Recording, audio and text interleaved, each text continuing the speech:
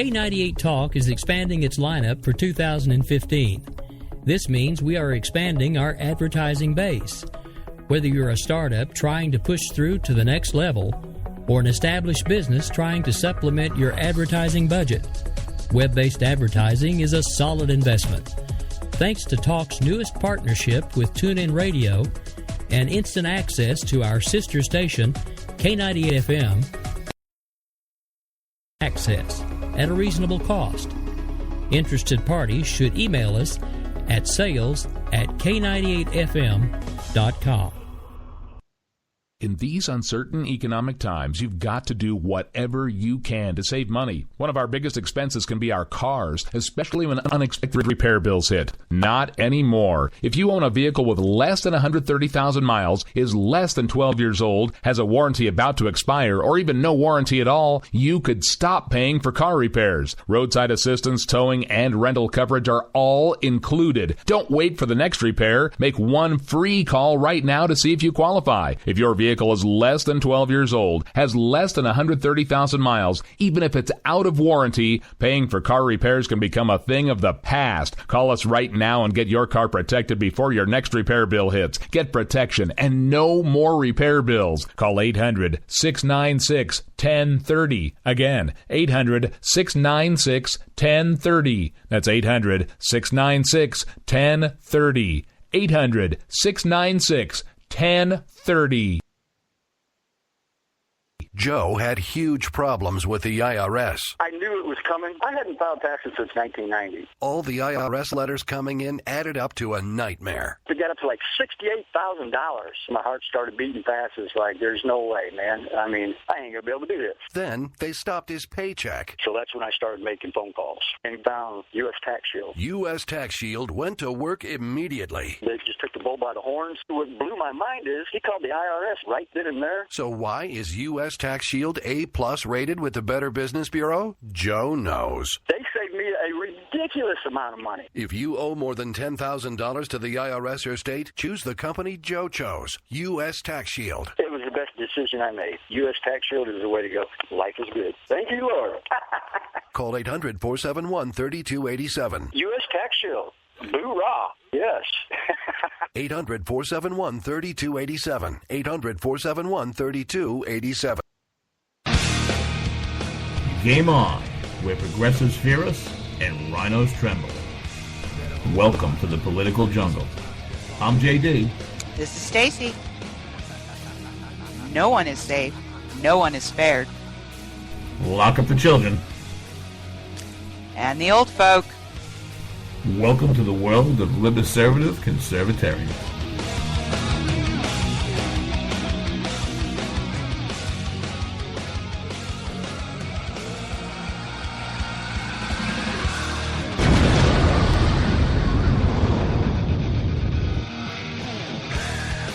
That's right, everybody. Good evening. Tuesday, September 1st. That means in Spanish, El Firsto de Septiembre, 2015, 10 p.m. Eastern Standard Time. It's Game On with JD and Stacey here on that K98 Talk. Welcome to all my political freaks, geeks, and back alley sneaks. Tonight you're in for a real treat, kids. We have one of the smartest political journalists in the business, Salena Zito of the Trib Live, formerly known as the Pittsburgh Tribune. She gives us some great insight to Populism 2016 and where Jim Webb's got 3 tattoos, baby.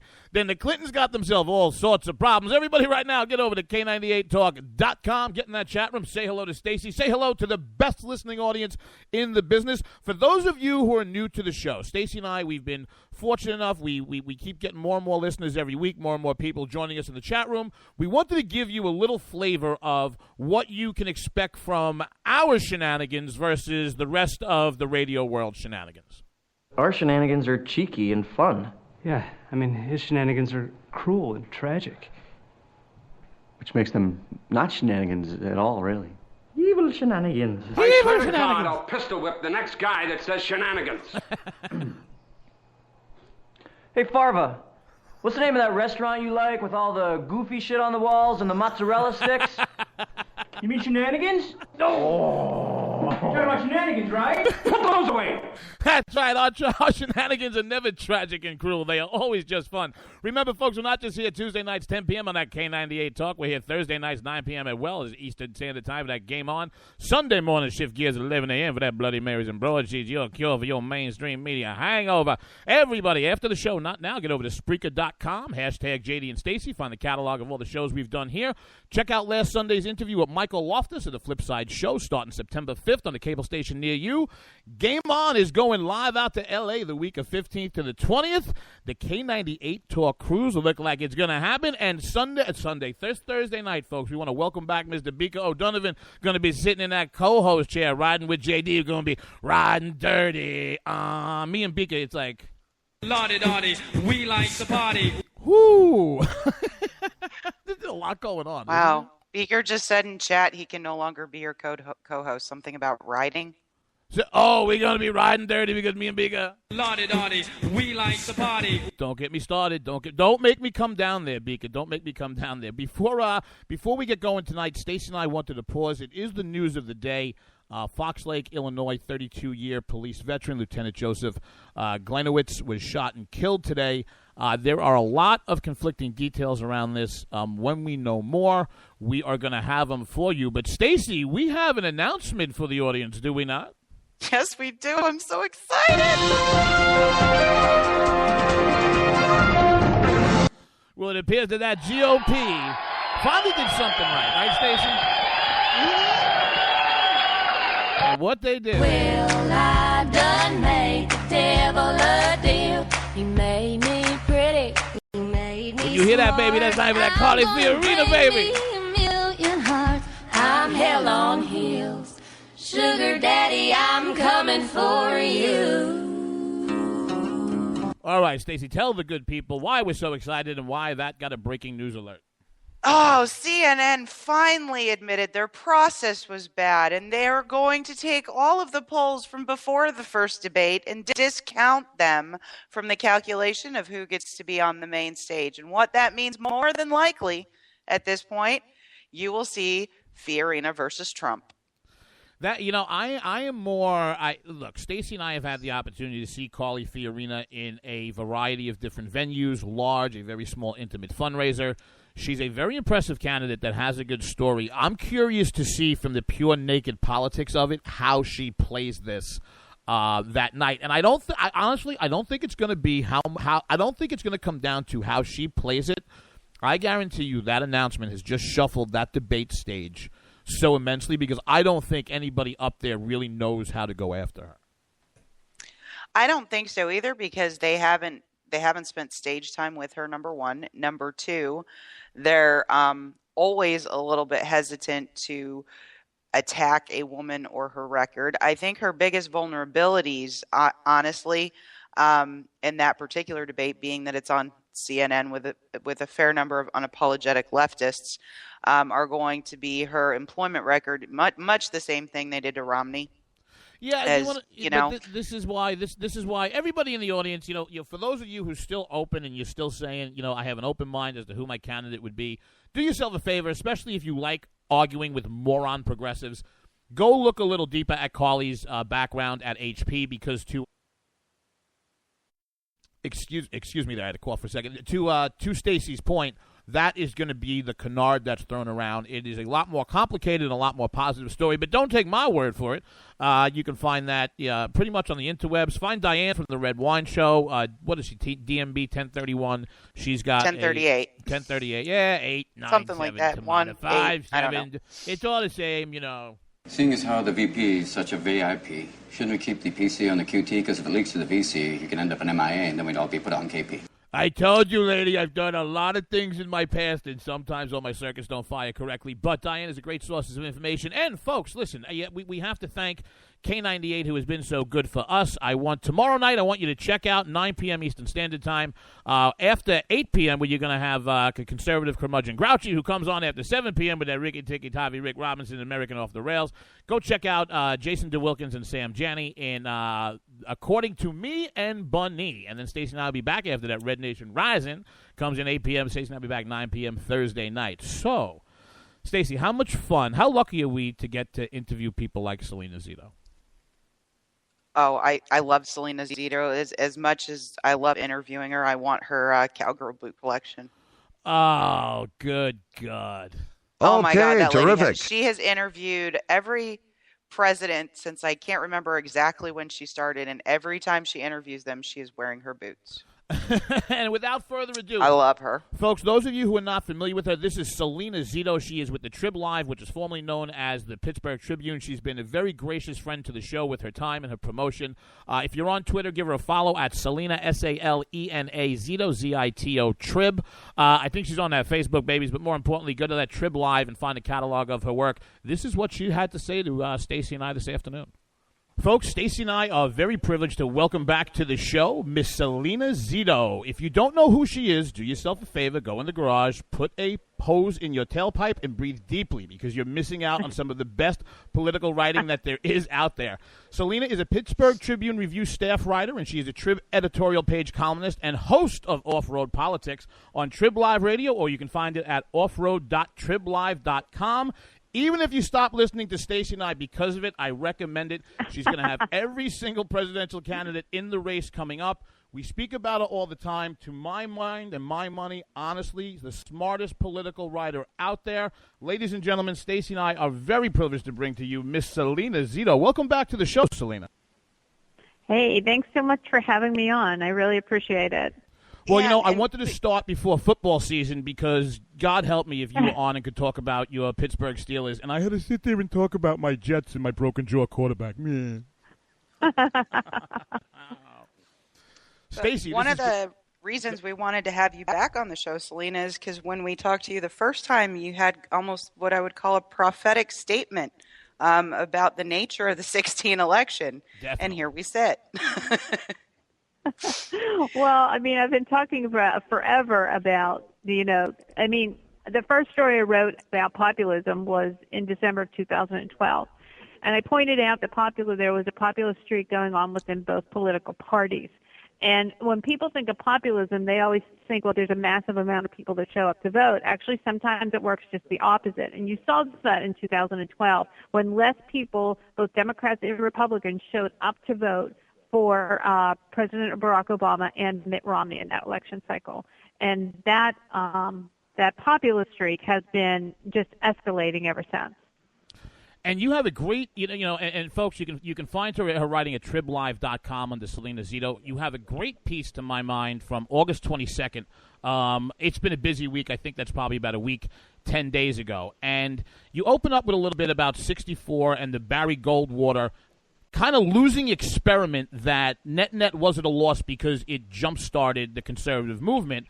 And you make the analogy where Johnson came in, Great Society, listen, I'm going to put money in your pocket, and he's the one that won. Now, the title of the piece is Who in the GOP Field Will Seize Trump's Populist Mantle? And I want to pick up from the middle of the piece. And here you're talking about, I think, the professional political class. And this is Salena Zito. In short, they still don't get Main Street's anger and frustration, but they are more than willing to cash in on it with Trump. Everyone Trump and the media elite is riding the populist wave to the bank.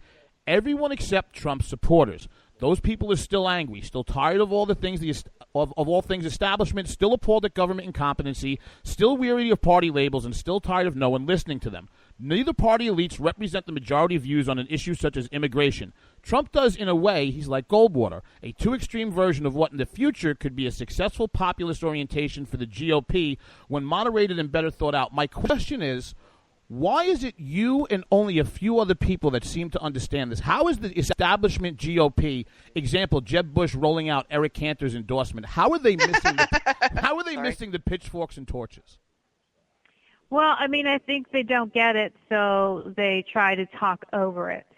And President Obama has mastered that for years. Mitt Romney, unfortunately, was never able to understand how to harness it and use it in his favor. And so therein lies, and in fairness, major political parties really never do know how to use populism to their advantage. The only time you see that happen is when you see the wave election cycles in the House and Senate races. So it's much easier to elect on a very local level someone to office rather than on a national level as a president. I mean, we've never really elected a populist president. I mean, the closest we ever came to was Andrew Jackson, but Andrew Jackson never sort of, even though he was the first people's president and he rode a populist wave in, he never sold himself as a populist and always cautioned against, running on anger. He instead ran as the last of the revolutionaries, the great revolutionaries and the founding fathers, and he ran as sort of George Washington's sort of inherent voice for the people. But George Washington was certainly no populist. I mean, he was a great president, but well, I guess when you take a look at it now, we kind of had a small wave. I would say the wave in 14 was a little smaller maybe than the biggest wave in 2010. It was like an as far as that congressional populist feeling. Oh, yeah. I mean, 2014 was a great populist moment. So it was 2010 for the Republicans, 2006 for the Democrats. I mean, they just wiped the Republicans out. And then the last time we had a wave before that was 1994. But we're still in that populist movement. I mean, we've done this before in the congressional midterms leading up to the 1896 realigning election between William McKinley and William Jennings Bryan. We switched majorities by like 100 seats for 4 election cycles in a row. So we do it really well in House and Senate races, but we never ever do it for president. But do you think that because that just happened in 14 and the expectations were so high on the Republican leadership, finally having both houses to do something to stop the progressive agenda, it almost seems angrier to me than it did coming into 2014 and into those midterms? Which is interesting to me because if we think about it, the reason that we voted Republicans in is because we were putting brake pedals on. So what we were saying is we want to stop what the president is doing. So we're putting the brakes on. Well, putting the brakes on actually means not doing anything. Yet people are frustrated because they're not doing anything. But that's really what they voted for. They can't really do much as you think they should. They really can't do much more than they have because the White House still, the Democrats still have the White House, and they still don't have a veto-proof Senate. So the Republicans may have the majority on paper, but in actuality, it's not. We're pretty neutral. I want to pick up on that when you were both speaking about that anger that's been tapped into there. Does that anger, and I want to take a paragraph here out of it's an upcoming piece in the New Yorker called "The Populist" by George Packer. My question is, does the anger lead to the danger of an opportunist cloaking himself as a populist to basically prey on those voters? And what made me think of it was this paragraph right here. And again, this is George Packer in the New Yorker. American populism has a complicated history, and he's speaking of Thomas Watson in the early 1910s. He was a Georgia populist. American populism has a complicated history, and Watson embodied its paradoxes. He ended his career as a U.S. Senator whipping up white Protestant enmity against blacks, Catholics, and Jews. But at the outset, as a leader of the People's Party in the 1890s, he urged poor whites and blacks to join together and upend an economic order dominated by, quote-unquote, the money power.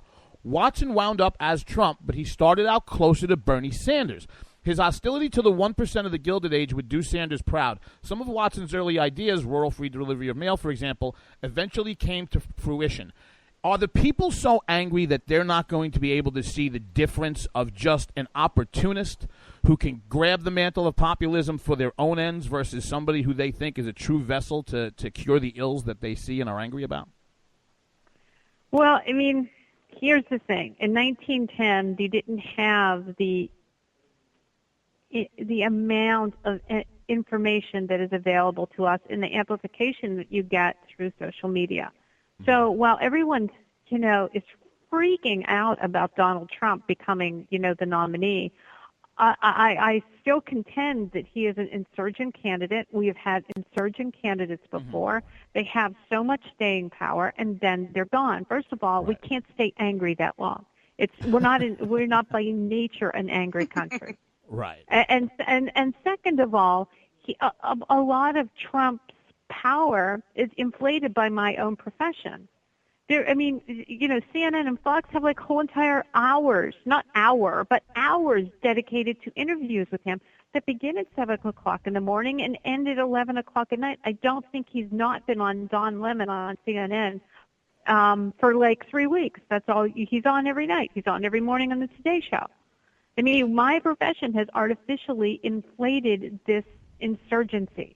But it is just like if you look at Rudy Giuliani in 2008. I mean, he was, in comparatively speaking, when you look at the amount of people that were in the race, he was at the top too for a while, but nobody was holding him up. You see what I'm saying? Like, yes. No one was making him more valuable by giving him more airtime.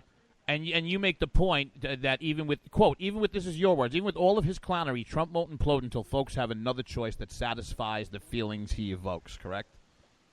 Exactly. And that will happen. There are a lot of very excellent people running for president. I would argue on both sides. I to this day cannot understand why Jim Webb hasn't moved up in the polls, because this is he has 2 Purple Hearts, 3 tattoos, Secretary of Navy, U.S. Senator, kind of a badass. I mean, I don't know why people aren't over the edge. Yeah, well, the tattoos are kind of cool. Well, don't forget he got caught with the gun in the airport too, didn't he, a few years back? And that was kind of cool. But I mean, I contend that what we see right now is not what we will see in January and February and March. I would also argue we are window shopping right now. Everybody is pretty much standing on quicksand, and it's the person who has the strength and the fortitude to grab onto the vine and pull themselves up and out is the one that's going to be left standing. I guess, Salena, my question is, given some of the fervor we see for Trump right now, he probably has the most vocal and ardent supporters when you're around social media and other places, even the mainstream media at this point, if you think about people like Ann Coulter. Do you think we run the risk of alienating those people if he does not end up on top? My fear is that he's not going to be able, that there isn't another candidate who will go so far to the right on immigration that he's going to be able to grab some of those folks on that train that are truly hawks. Look, in November of 2013, everyone pretty much said the Republicans have totally blown it in terms of winning 2014 midterms because of the government shutdown, right? Mm-hmm. And everybody was afraid that was going to happen. Mm-hmm. That didn't happen. They won in right. much bigger amounts than anybody, except for me, predicted. Because I mean, I'll never forget 6 weeks out and everyone's like, oh my God, Kansas is going to go Democrat. I'm like, no, it's not going to go Democrat. Have you guys been to Kansas? I mean, really, how can you report that from your office? You know? And so I just think that anger and fear are cloud our positions and cloud our points of view. And I think once the dust is settled, once people start talking about what their positions are and what they stand for, that we will see an entirely different race. Right now, everybody's just standing on quicksand. Ladies and gentlemen, we have been gracious enough for Salena Zito, who is on deadline today, so unfortunately she has to jump to join us. I want everybody, if you don't do this, Stacey's going to come to your house and burn it down. Everybody go to triblive.com. You got to find 2 things. You got to find the catalog of her work, and you got to find Off-Road Politics with Salena Zito. She's going to have everybody you want to hear from. Get to offroad.triblive.com. Before you go, Salena, you have a piece on Uncle Joe's visit to Pittsburgh. Is he running? Yeah. Yeah, Joe Biden's coming here to Pittsburgh on Labor Day on Monday. It'll be about the fourth or fifth time he's walked in a Labor Day parade. Visually, it's a really smart move if he is if he is as serious as people say he is in considering jumping into the race.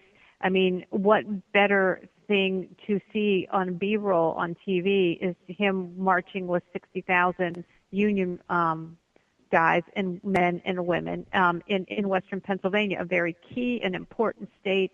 If there is a Democrat primary in next year's election, if he does jump in, he's certainly transmitting an image that these guys are behind me. So I think it is. I think it's a really smart move, whether he runs or not. Hats off to his people for making that decision. Ladies and gentlemen, Salena Zito, the smartest person out there writing in politics today. Stacey, how lucky are we to get to do this job? We are so lucky to get to do this job. Salena, thank you so much for having me on your show. I really appreciate it. No problem. Thank you, and I hope you consider coming back again. Absolutely. Have a great day. Have a good one, Salena. Bye-bye. Take care. When you and I first started doing radio, did you ever think that we would be able to really personally ask guests like Salena Zito, Ron Fournier, Judith Miller, Charles C.W. Cook, and on and on and on, just what we wanted to? No. I really didn't. I mean, we've had the privilege of talking to some of the smartest people in the conservative movement and a liberal. We did have one liberal. I think he was the first one ever. Oh, but he was good. He was what the? He just likes me better than you, so that's really all I care about. Everybody likes you better than me. Yeah, everybody. you know this. I know. Oh my God. They grab all the guests grab me and they give me. What is your major malfunction, numbnuts? It's obscene. All right, everybody in the chat room, I hope if you don't follow Salena, go find her, go find her work. Stacey and I are going to pay some bills. Coming back on the other side, get some questions together in the chat room. Stacey and I are going to break that interview down a little bit, cover the two pieces that came out this week on populism. Going to make everybody laugh a little bit, but before that, we got to put some money in Ricky Tavi, Rick Robinson's pocket, baby. JD and Stacey, game on, K98 Talk.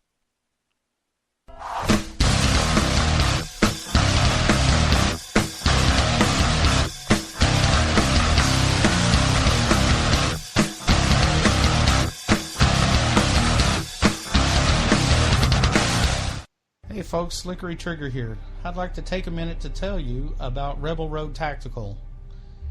As a defensive pistol instructor, I've had the opportunity to observe many different holster designs and configurations.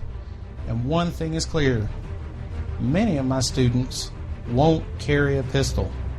Or worse, they'll carry one without a holster at all. Holster designers aren't making holsters for normal people. It seems that most holsters are either an expensive piece of gear designed for Rambo or a piece that doesn't fit or function the way real people need it to fit and function. So, like any good Texan, I decided to learn to form kydex and design one myself, one that would fit the needs of average people. The result is the Rebel Road Tactical CRT Modular. The CRT stands for Carry, Range, and Training. Its thin and lightweight curved design minimizes printing and is adjustable to fit just right for superior comfort and function.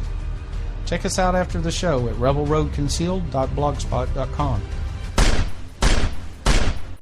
If you like your health care plan, you'll be able to keep your health care plan. This is the most transparent administration in history. Not even a smidgen of corruption. Fact is, we had 4 dead Americans. What difference at this point does it make? If you got a business, you didn't build that. The feeling most people get when they hear Barack Obama's speech, I felt this thrill going up my leg. I don't have that too often. Steady. It's time to hear the truth about America's biggest challenges. Ricky Robinson, host of America Off the Rails, will tackle the important issues facing America today as he tries to keep America from coming off the track. Get ready to hear the truth every Monday through Friday starting at 7 p.m. Eastern, 6 Central, here on K98Talk.com and the Spark Radio Network. Welcome to the face. Welcome to the face of the new democracy.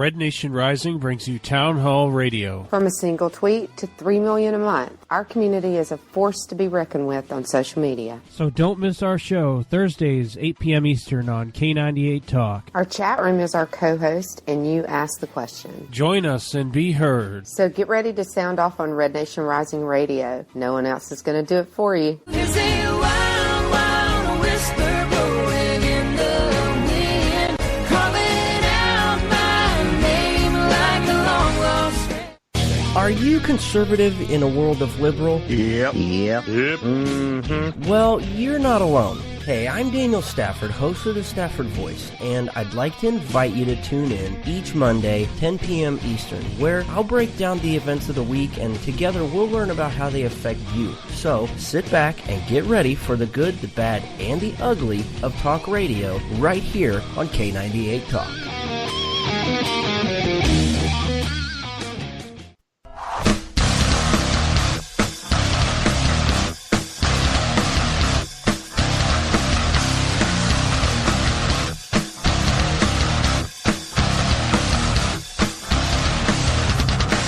Welcome back to K98 Talk. JD and Stacey here on Game On. Everybody right now, get over to K98Talk.com. Get in the chat room. Say hello to Stacey and the best radio listening. Oh, we have the most interactive.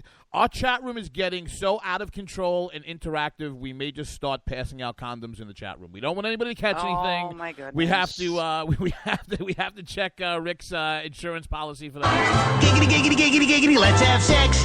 Okay, remember, kids, we're not just here Tuesday nights, 10 p.m. We're also around Thursday night, 9 p.m. Eastern Standard, again, live for Game On Sunday morning, 11 a.m. for that Bloody Marys and broadsheets, baby. Mainstream media hangover cure something bad. Go to Spreaker, JD and Stacey, hashtag Mike Loftus, LA, K98 Cruise, Beaker on Thursday. Mwah. Oh, my God. If this crew actually ends up on a boat together, I don't know. Oh, Lord, and baby Jeebus. I couldn't. Yeah. Let me tell you something. I got a feeling if we were all on a boat, it would be up some kind of creek without a bunch of paddles.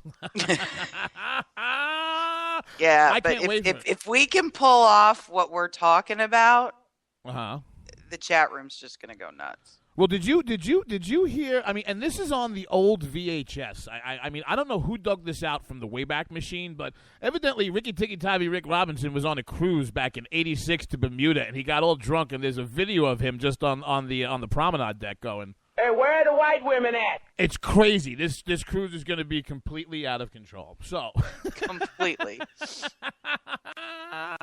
Oh man. Oh wait, hold on a second. Let's see if I can find. You know what? I'm not going to be able to find it. Let's see if I can find to tease. Let's see who in the audience. If I can find that, you guarantee you I can't find it now. No, I'm never going to find it. Okay. If I find it, I'm going to tease where the location might be, and then you guys let me know if you know what we're talking about, and then if not, I will just eat a shotgun. Oh, and Ron is so wrong. We're not going anywhere near polar bears. Oh, wait, I found it. All right. We're going to give you guys a little cut and discuss where the K98 cruise may be headed. It's coming, kids.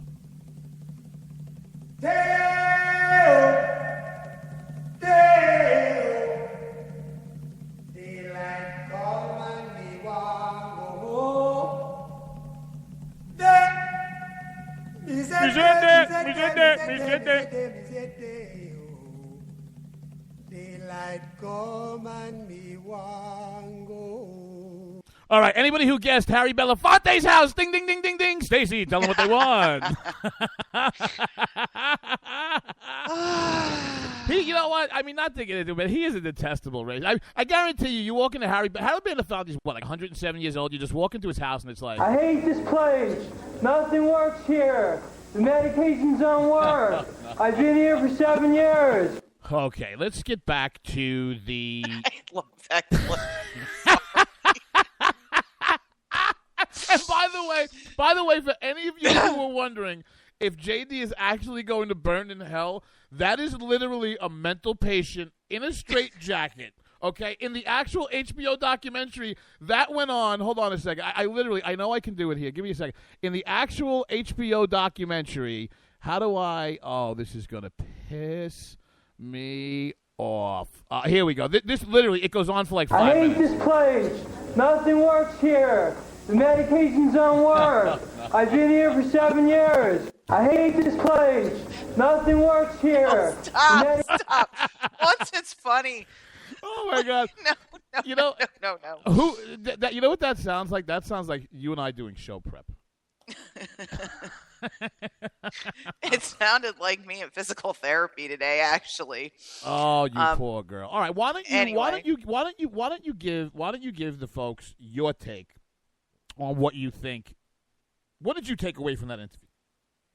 Well, I mean, we've referenced the point several times that Salena said she thought 2006 like any other election.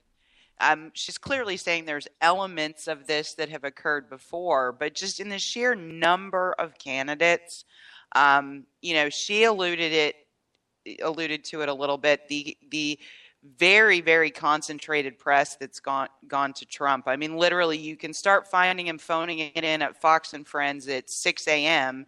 and he's getting off at 9 o'clock at night with whoever might be having their show.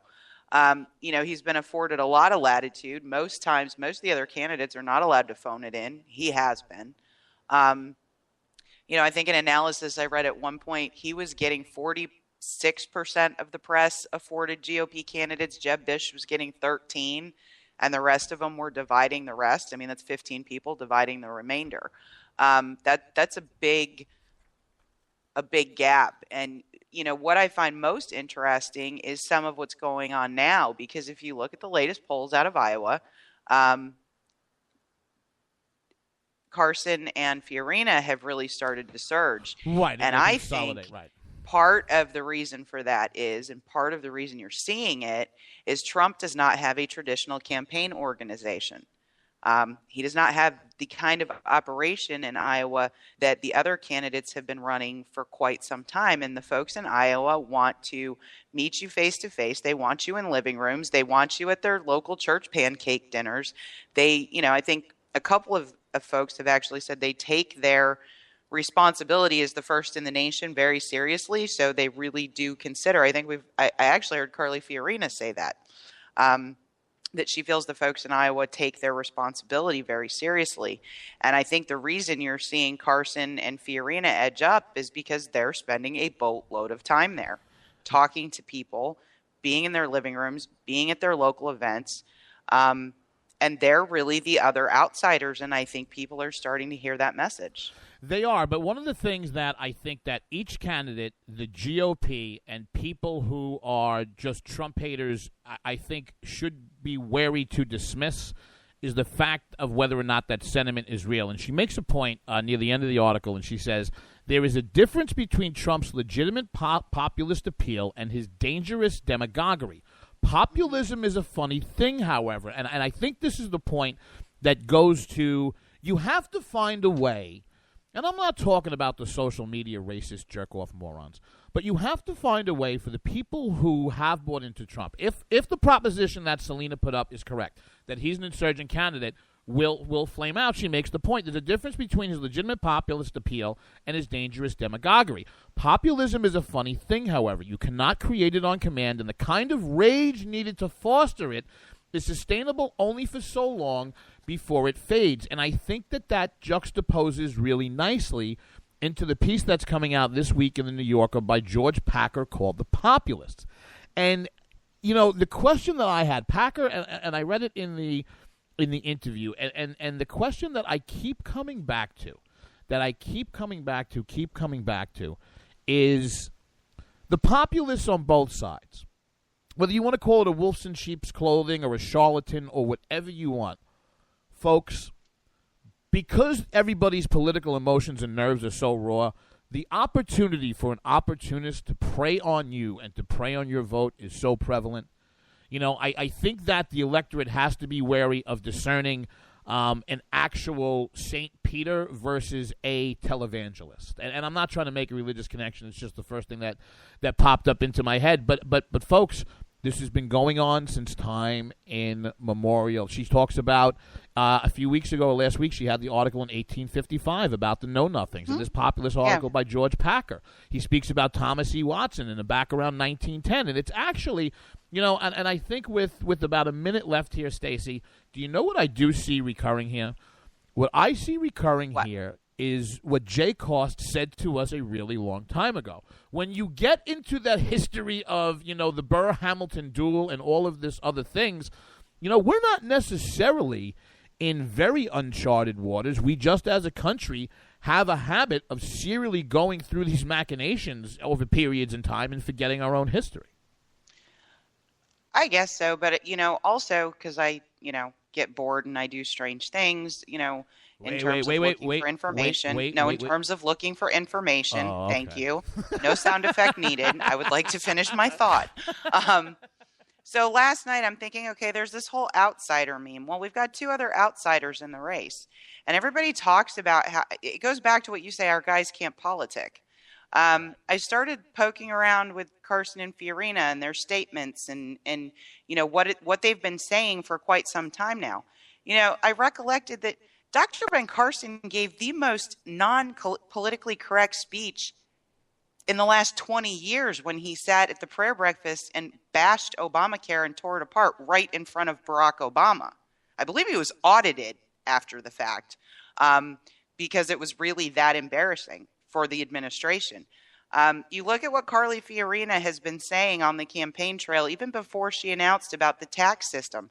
Donald Trump is actually borrowing her verbiage.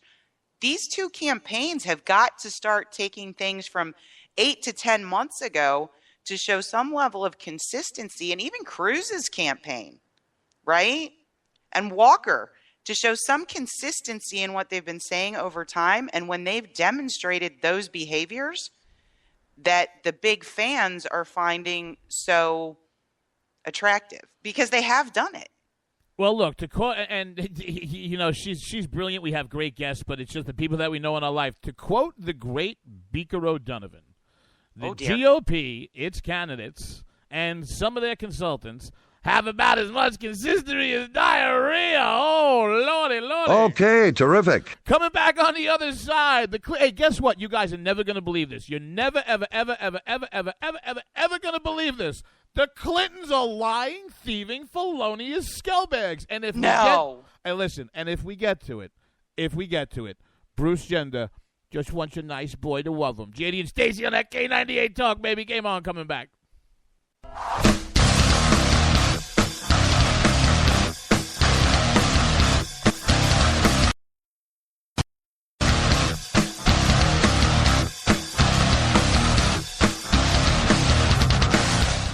Hey folks, Slickery Trigger here. I'd like to take a minute to tell you about Rebel Road Tactical.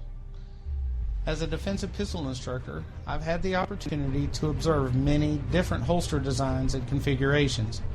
And one thing is clear. Many of my students won't carry a pistol.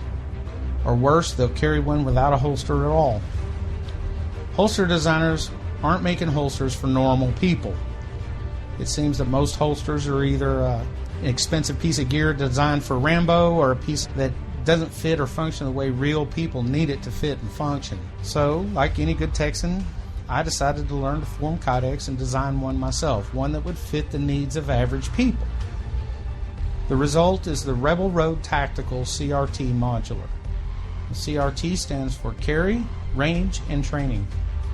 Its thin and lightweight curved design minimizes printing and is adjustable to fit just right for superior comfort and function. Check us out after the show at rebelroadconcealed.blogspot.com. Hey everybody, this is Jason, host of According to Me. I'd like to invite you to check out my show. It's a 2-hour show that lasts 60 minutes in... listen, I hate to interrupt, but one thing I can do is read off a script. Just say, let me be clear a lot. It works. President Obama, I can handle this. It's a radio promo. I'm not green. I've done this before. Did someone say green? Now, Al Gore is here. Listen, I'm just trying to record a radio promo. Do you mind? Now, do you say good things about me on the show? No, not at all. But if it makes you feel any better, I rip on Republicans just as much. The AM radio frequencies give off very high levels of radiation. Look, my show is on the internet, which you invented. Can I just do my promo? I got a pen. I can veto that, you know. I know you got a pen. It's not a law. It's a radio promo. Listen, just listen to my show. Barack Obama and Al Gore hate it, so you're going to love it. Here's an executive order. Don't listen to his show. He doesn't like me. He's racist. And he doesn't recycle either. That's it. I'm done. It's According to Me, Wednesdays, 10 p.m. Eastern, right here on K98 Talk.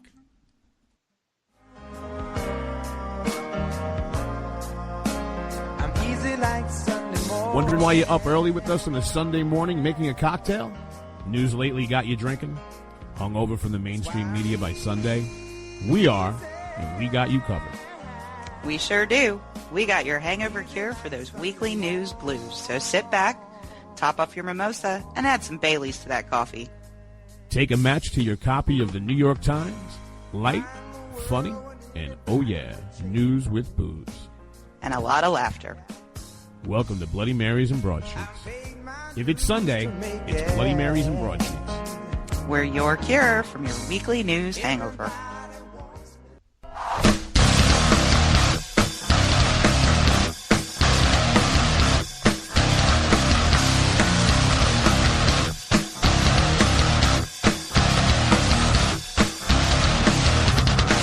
Welcome back to Game On with JD and Stacey here on that K98 Talk. Everybody right now, get over to K98Talk.com. Get in that chat room. Say hello to Stacey, the best listening and chat room audience in the business. JD, honestly, JD is a walking pharmacological side effect. Yeah, you ever watch the commercials and they're like, hi, and Bob's playing golf, and, like, Bob's wife is behind him, like, tickling his ass, and it looks like the funniest thing. It's just the sweetest thing in the world. Viagra commercials, yeah. Well, not even those. You ever see I was watching a commercial the other day. It was for an arthritis drug, okay? And the commercial was about 10 seconds long, and the disclaimer was about 50 seconds long, right? Now, look, JD's played a little sports in his life. I got a little banged up. I got a little aches and pains. I got a little WD-40 in the joints. But they start, and I'm listening to the commercial. He's walking with the wife, and she's, like, putting his hand in his back pocket. And this isn't even the Viagra commercial. It's like for Celebrex or some arthritis medicine. And then as they're listing the side effects, please do not operate heavy machinery. Consult a doctor if you have had high blood pressure. Side effects may cause drowsiness, anal leakage. And wait, what? Anal leakage? For arthritis, let me tell you something. If your arthritis is so bad that you have to take medicine that makes your ass leak, you should see another doctor. Why are we talking about pharmacological side effects? Because there is a contest involving Slickery Trigger that somebody's going to have to ask Rick about in the chat room. Do you know anything about the contest details, Stacey? I know we were having a contest, and Slick was going to provide some of his awesome holsters as rewards, but I'm not exactly sure how people are supposed to win them. Oh, we just did a whole thing on side effects and anal leakage, and you said Slick. Ugh. Okay, terrific. Okay. That's his name. But I am a very, very, very disturbed person. We've met. Hey, did anybody get did anybody get where that the cruise might be correct in the chat room? Nobody guessed. Thanks for playing, kids. Boom. Good God. JD tries one contest, and it's a big...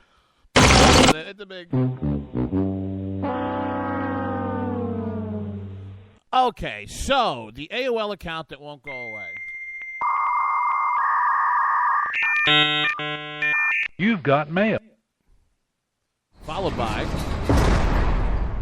a closing jail cell, because we've gone from you've got mail to hey Hillary, you got bail, baby. Ooh.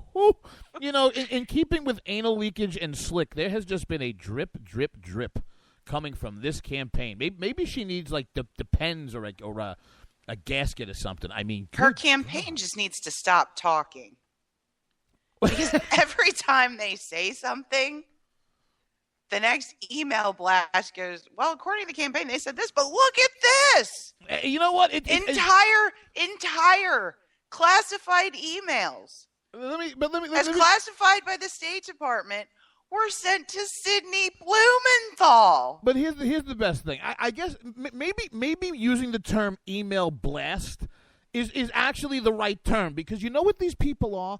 They are like a half a dozen people locked up in a hotel room with the suitcase of cocaine and the lights out. Hey, listen, you think she did any classified? No, we didn't do any classified stuff. Okay, another blast comes out. Oh, no.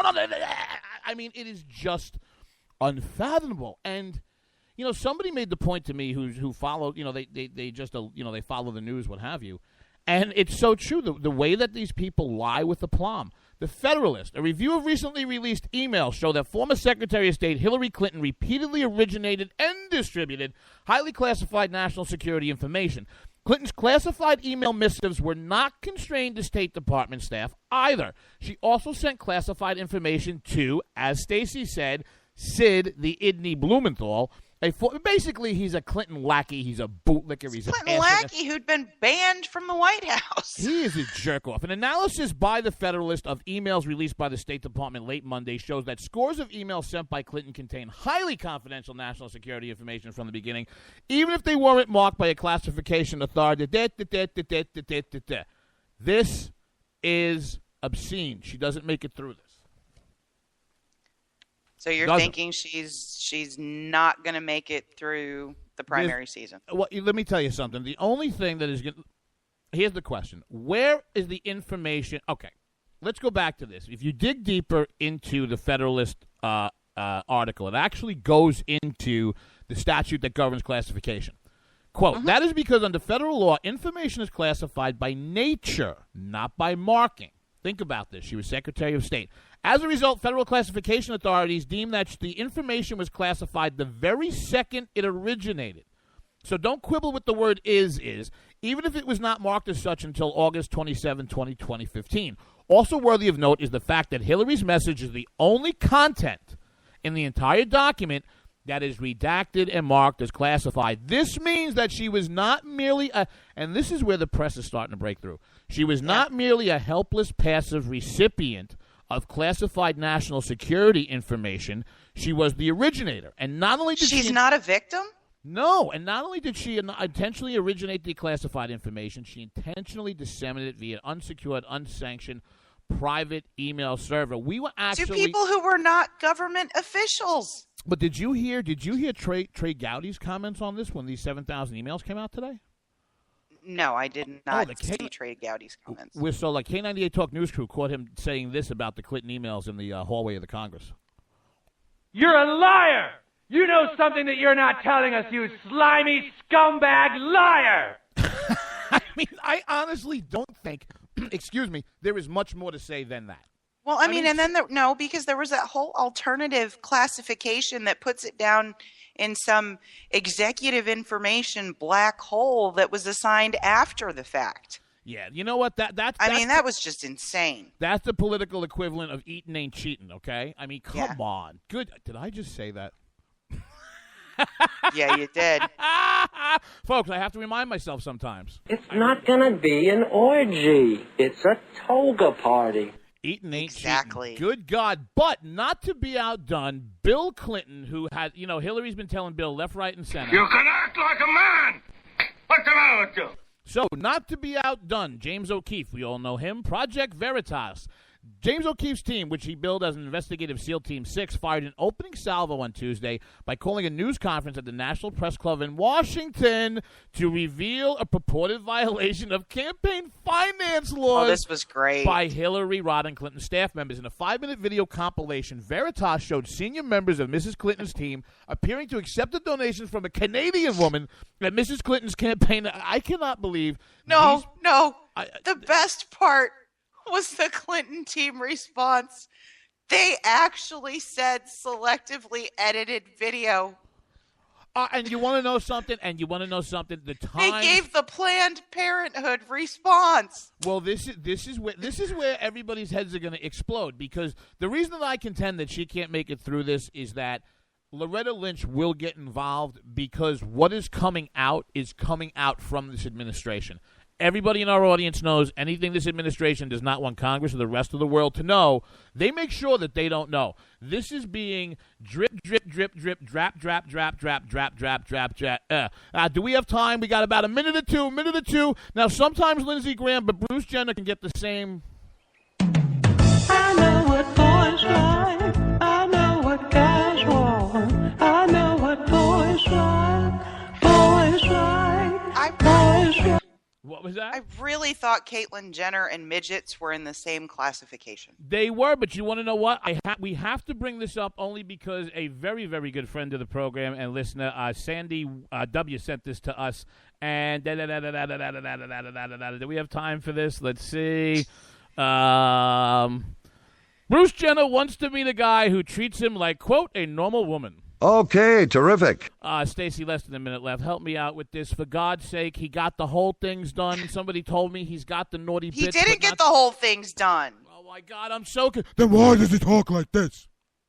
He didn't get the whole things done. He's a girl on the top and a boy on the bottom. He's a, oh, my God. Every time I do a radio show with this woman, I end up like, I hate this place. Nothing works here. And I thought he still liked women. I'm so confused. You know what? You're not the only one that's confused. Fastest hour in radio, kids. We want to thank Salena Zito of the Trib Live, formerly known as the Pittsburgh Tribune, one of our best guests. Thursday, Stacey will be taking off. Big Girl Donovan will be sitting in that co-host chair, baby. Game on, heading out to L.A. What do you got to say there, baby girl? Thank you so much, Beaker, for taking the chair on Thursday. Best of luck, my friend. Oh, and if you think JD finds himself in alleyways, city spaces, and places he shouldn't be, God help us when I get to California, kids. See you Thursday night.